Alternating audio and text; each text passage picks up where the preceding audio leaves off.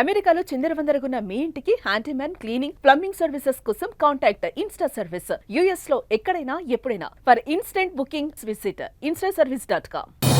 అమెరికాను అతలాకుతలం చేస్తున్న వరదలు, వాతావరణ మార్పుతో బీభత్సం, ఘోరంగా దెబ్బతిన్న వర్జీనియా, టెక్సాస్. వరదల కారణంగా 5 మృతి, పాక్షికంగా కూలిన పలు భవనాలు. అమెరికాలోని పలు ప్రాంతాలలో ఆకస్మిక వరదలు విధ్వంసం సృష్టిస్తున్నాయి. వరద బీభత్సానికి వెస్ట్ వర్జీనియా, టెక్సాస్లు ఘోరంగా దెబ్బతిన్నాయి. వర్జీనియాలో కురిసిన కుండపోత వర్షాలు వరదలకు 5 మృతి చెందారు.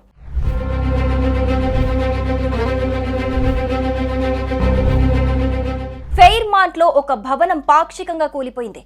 అమెరికాలో ఆకస్మిక వరదలకు వాతావరణ మార్పే ప్రధాన కారణమని శాస్త్రవేత్తలు చెబుతున్నారు.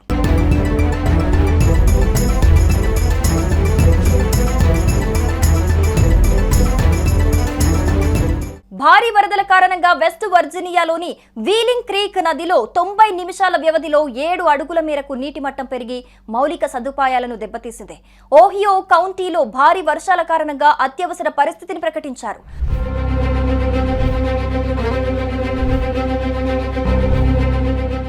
ఆస్టిన్, వాకోతో సహా సెంట్రల్ టెక్సాస్లు ఆకస్మిక వరద ప్రమాదంలో చిక్కుకున్నాయి.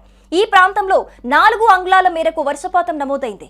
కాన్సాన్లో ఆకస్మిక వరదల కారణంగా ప్రభుత్వం అత్యవసర సహాయక చర్యలు చేపట్టింది.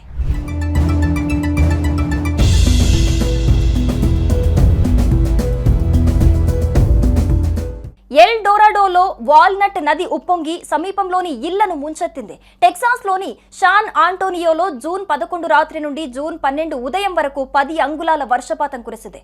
ఇది ఇక్కడి సాధారణ నెలవారీ సగటు కంటే చాలా ఎక్కువ.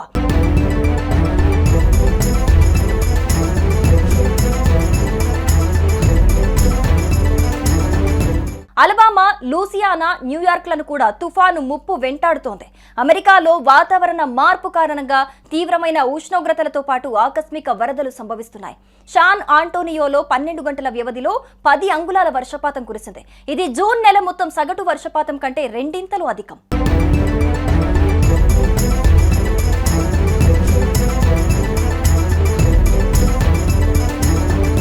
అమెరికాలో ఆకస్మిక వరదలకు గల ప్రధాన కారణాలలో వాతావరణ మార్పు ఒకటి.